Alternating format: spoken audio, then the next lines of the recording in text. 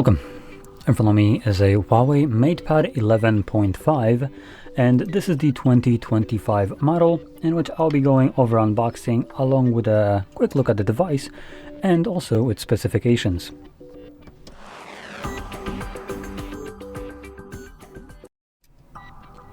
So anyway, let's just get straight into this. This is like the entire complete set. So there is the pen. There we go. Get rid of that. So we have the pen, we have the tablet, and we have the case for it.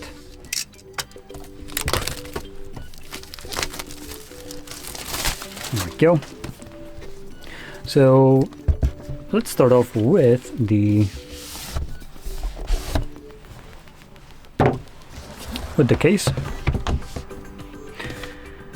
So here it is. Nothing really special. Let's see, we do have, oh come on, there we go.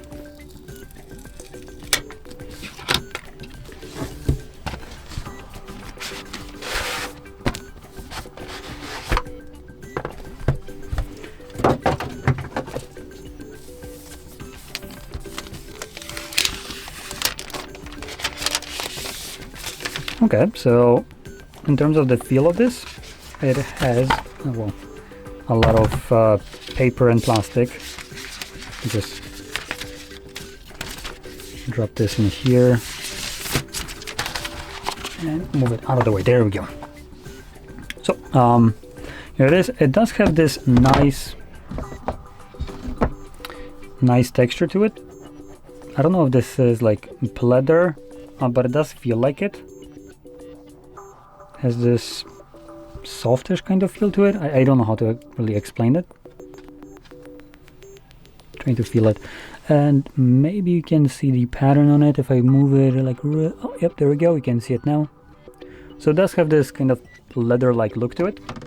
The keyboard itself magnetically attaches to the case.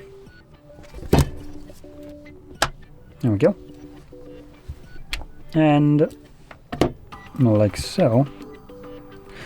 And just to kind of point that out, so we have pogo pins right here, so the keyboard connects to the tablet, but the pogo pins on the case right here aren't right up here where you expect them. They are moved to here. Okay, now in terms of the actual keyboard, let's see. For how flat it is, it does have a okay travel distance. The keys feel okay. I would say they're just a little bit cramped. Could have been maybe just a little bit bigger. That would probably feel nicer, closer to like an actual, for instance, Mac keyboard, as it is partially trying to imitate it. As you can see, the buttons right here, they're straight up ripped off Mac. Just general shape and spacing just kind of feels like it. But yeah, I would expect it to be just a tad bit bigger, which it does have just a bit more space right here that could have been utilized. That in terms of a layout would make a big difference, as these keys are relatively small if you compare it to like an actual, for instance, Mac keyboard. Anyway, let's close this up and move to the tablet.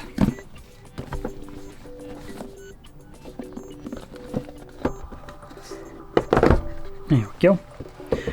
And right at the bat we get the little app gallery crap. Obviously I can use APKs from Android on this. You can use App Gallery and Tablet Clone to move over apps that aren't on App Gallery, or you can just go to the web browser and download APKs from the browser instead of relying on this. Anyway, let's whip this out too.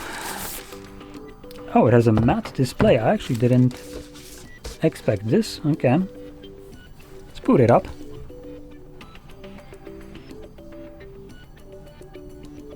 Come on, there we go.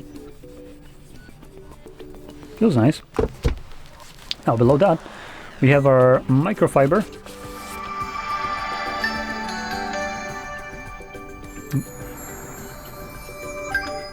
Okay, so that was the device turning on. It actually has a pretty nice deep sound to it, considering it's a tablet. Now, below that we get charging cable and paperwork. Honestly, I just hate how you have companies that will include basically everything, literally everything. A freaking folio case with a keyboard, a pen, but not a mother effing charger. Are you clowning me here? Just, it's genuinely frustrating. So yeah, that's basically all we get. Anything else here? Nope. Yep, nothing else. So gone are the days where we would actually get a functioning device, I would say, because if you don't have a charger, this only will work for like what, 2 days? Then it will die and you can't use it. Amazing.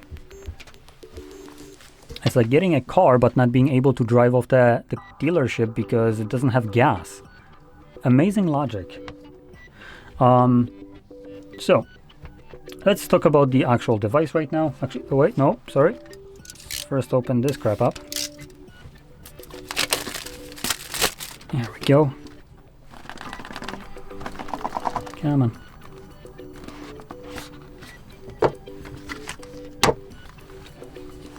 Okay, there we got it. That's a very weird looking pen. It almost looks like an actual pen tip.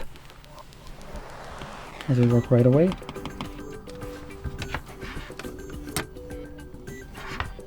I get to like charge it now? No. Can you like connect to it maybe? So I can start using it? Nope. Okay.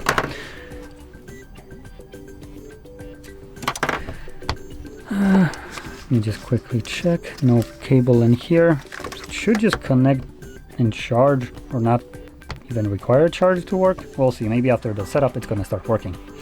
But anyway, while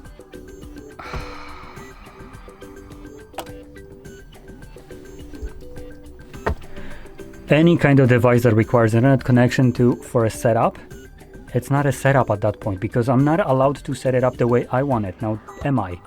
So go screw yourself, Huawei, with your forced network connection. It shouldn't be needed for anything other than your piece of shit, dog shit data gathering trash. Which I shouldn't be required to give you this because you're not giving me this fucking tablet for free.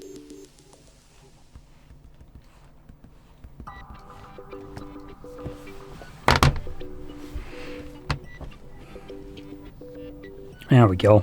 Now go fuck yourself. Okay.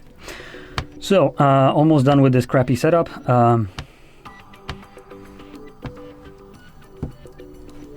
No thanks, later.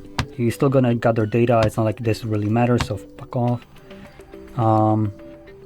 Take manually, don't enable.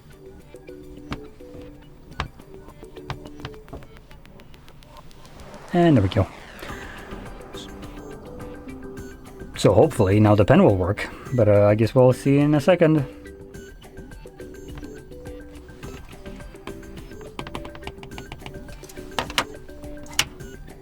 There we go. Now you're working, right? What?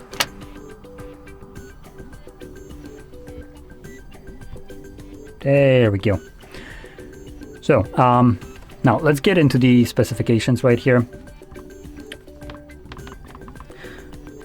So, we have an 11.5 inch display. Surprise, wait. Yeah, okay, so it is the same one as on the box. Not sure if I said 10.5. If I did, I'm sorry. In any case, so 11.5 inch display with a resolution of 1600 by 2456 pixels. It's a TFT LCD display, but at least it's running at 120 Hz refresh rate, so it will mean that it's super nice and smooth. It's just sad it's not an AMOLED or OLED display. It boasts 83% screen to body ratio and 256 pixels per inch. So the display right here is, I would say, fine, decent. Like I said, the only thing that would be better here is the type of display, which would mean that, for instance, watching content on here would be much nicer looking. For instance, like Netflix binge watching with an OLED display would look so much better. Now, moving on, we have a selfie camera right here, which is going to be a 8 megapixel sensor, ultra wide, that allows you to record at 1080p 30 frames. And then at the back, we have another camera, and that houses a 13 megapixel wide sensor, 1080p 30 frames as well. So camera wise, obviously nothing really special, it's a tablet. Now if we move over to the internals, that's kind of where the device starts to pick up. And I do want to check one thing before I continue. I want to see the price tag. Oh, okay, so the price tag is much better. So it is running, it comes with a 10,100 milliamp hour battery, 40 watts of charging speed through non-provided charger. And it comes with a Kirin 8020 processor. Now let me just quickly check something. So Kirin 8020, because I am not too well versed in Kirin. Alright, let's see this. Must be a reason why it's recommending this one. Definitely not buying that crap. Bear with me while I'm just looking at like comparisons.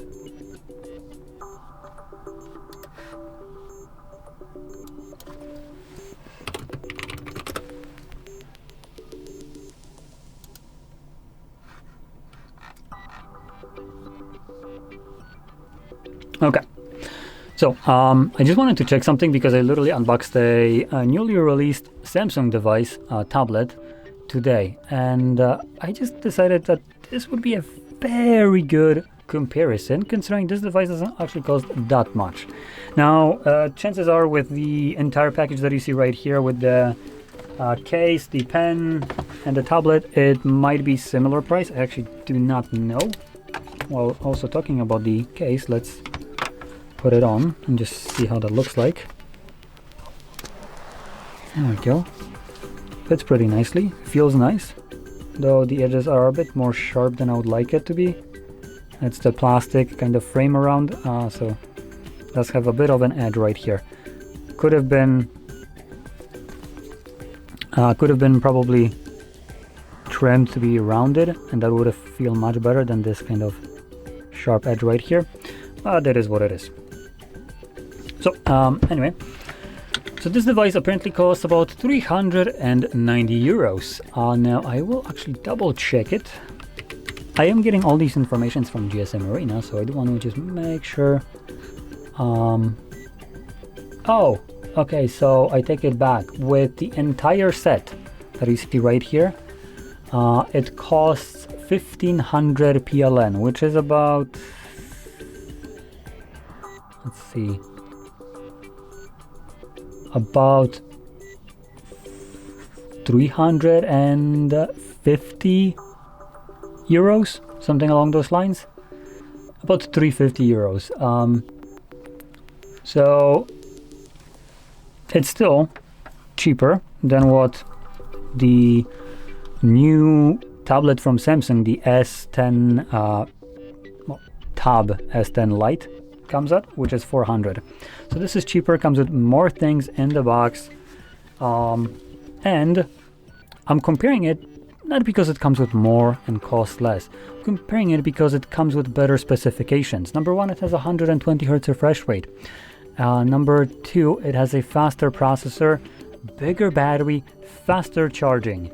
It's literally what I was saying when I was unboxing the Tab S10 Lite, was the fact that Samsung wanted too much for what they were offering, and they didn't offer anything that was substantial for the price.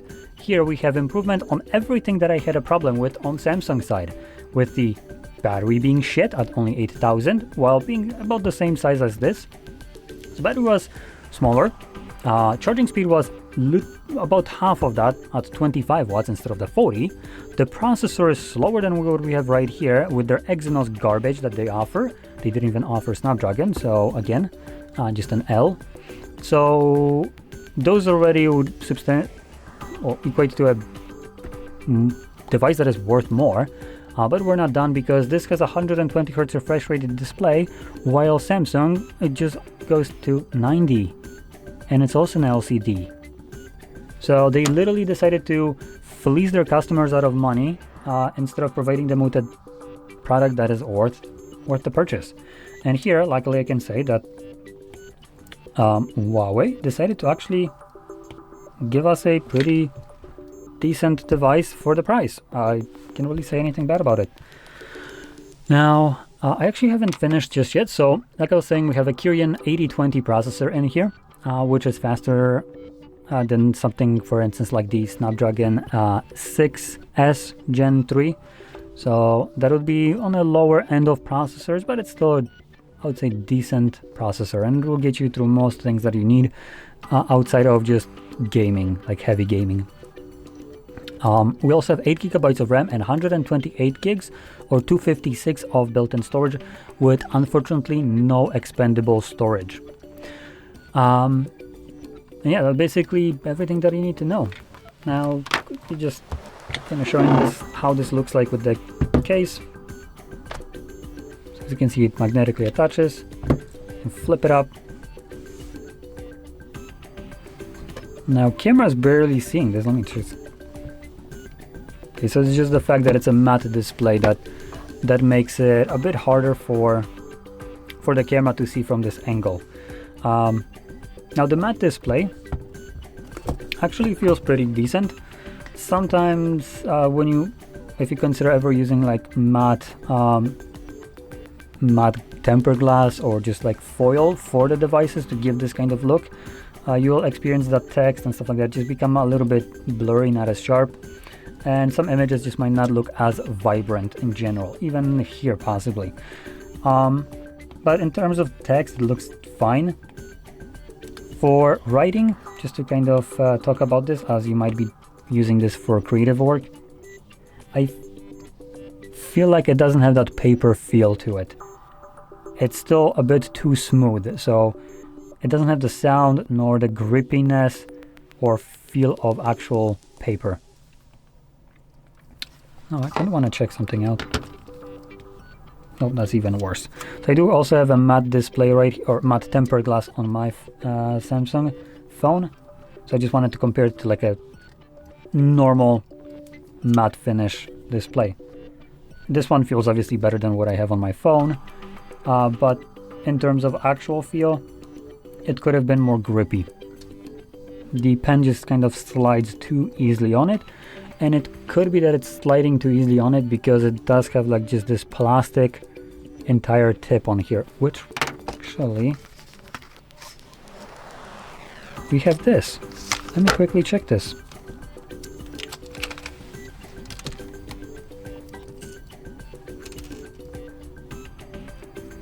Maybe this will be better.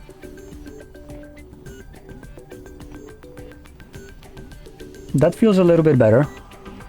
So leads me to believe that one is trying to imitate more of a pen, while the other one is kind of trying to be more of a pencil, which in this case, this actually feels better with the more like plasticky, both are plastic, but this one, at least here when pressing it, feels kind of a bit more grippy and closer to what I would consider like a pencil.